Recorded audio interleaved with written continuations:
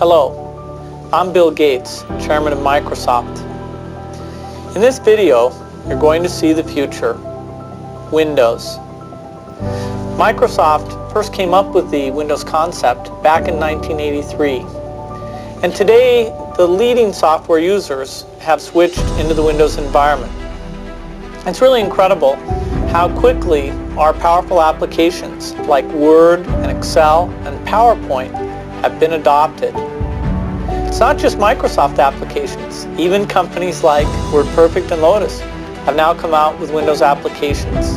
And every week we see new innovative work.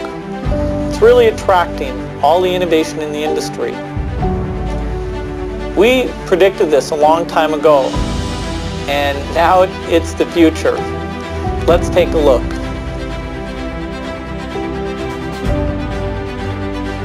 I'm in meetings a lot. My calendar gets very full with those, and then at night, after the kids have gone to bed, I'm on email a great deal. I get messages during the day. That's my chance to give long responses. And then over the weekend, I send a lot of mail as well.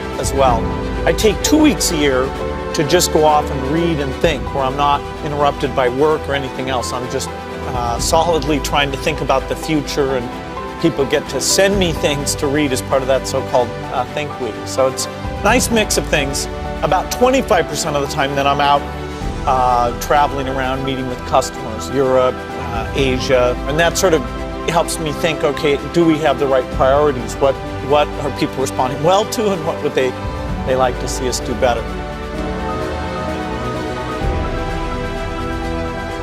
The key point there is you've got to enjoy what you do every day.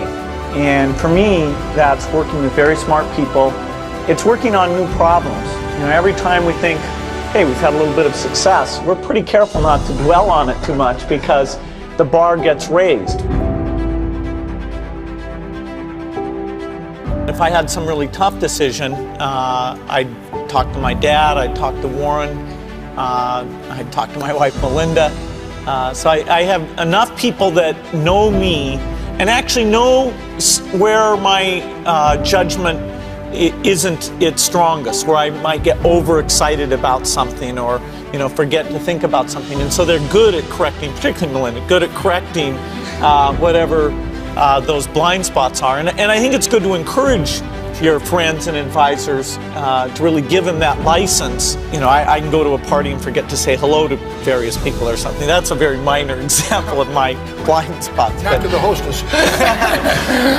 Melinda would help me do that. Yeah, she would, So, a small number of people that you can turn to on certain key things is a great asset. My best business decisions really have to do with picking people. Deciding to go into partnership with Paul Allen is probably at the top of the list. And then subsequently hiring a friend, Steve Ballmer. And having somebody who you totally trust, who's totally committed, who shares your vision and yet has a little bit different set of skills. And also acts as a check on you. Some of the ideas you come up with, you run by them because they're going to say, hey, wait a minute. Have you thought about this and that? And just, the benefit of sparking off of somebody who's got that kind of brilliance, it's not only made it fun, but it's really led to a lot of success. So picking a partner is crucial. I had one habit that I developed when I was at college. It was actually a very bad habit, which was I like to show people that I didn't do any work and that I didn't go to classes and I didn't care. And then at the very last minute, like 2 days before the test, I'd get serious about it. And people thought that was funny. That was my positioning, the guy who did nothing until the last minute. Then when I went into business, that was a really bad habit, and it took me a couple of years to get over that. Nobody praised me because I would do things at the last minute, and I tried to reverse. To students I didn't think that highly of, who were always organized and had things done on time. I'm still working on it, but Procrastination is not a good habit. Bill can change clothes in the car.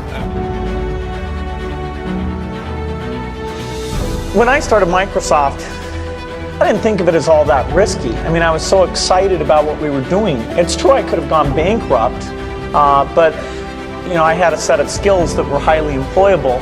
And in fact, my parents were still willing to let me go back to Harvard and finish my education if I wanted to. You've always got a job with me, Bill. And the thing that was scary to me wasn't quitting and starting the company. It was when I started hiring my friends and they expected to be paid.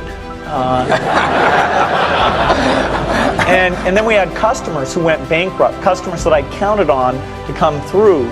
And so then I got this incredibly conservative approach that I wanted to have enough money in the bank to pay a year's worth of payroll, even if we didn't get any payments coming in. And I'm almost true to that the whole time. We have about 10 billion now, which is pretty much enough for the next year. Anyway, if you're going to start a company, it takes so much energy that it better overcome your feeling of risk.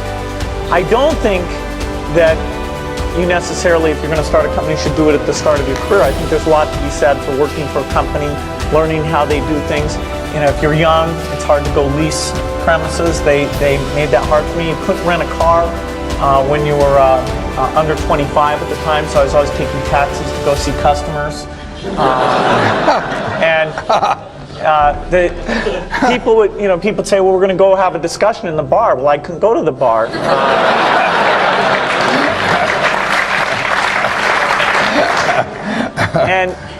But that's fun, because I'll tell you, when people are first skeptical and they go, this kid doesn't know anything, then when you show them you've really got a good product and you know something, they actually tend to go overboard and they think, whoa, they know a lot.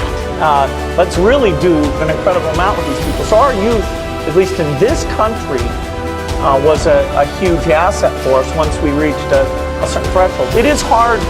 It's hard to hire older people because they'll be a little bit conservative about whether they should come and take the risk. And it took 3 or 4 years before we could go out into the normal sort of employment pool. But those problems that come with starting a firm, you better think of those as part of the pleasure, part of the challenge that is part of the excitement.